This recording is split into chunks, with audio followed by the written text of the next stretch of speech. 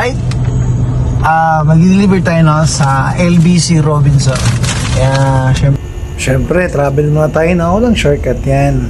So himay-himayin natin yung daanan papunta sa Robinson. Kasi nga hindi available yung ating stop, so tayo gagawa ng delivery. Let's go!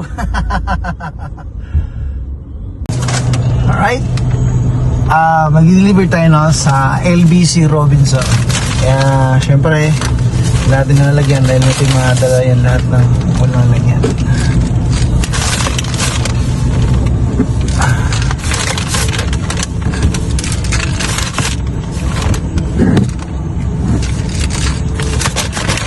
Tara!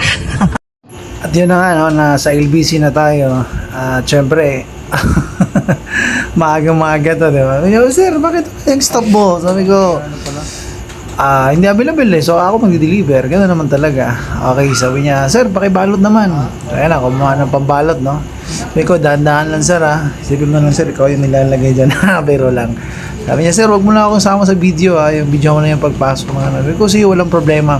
Baka kasi mabenta ka eh. May asawa ka na.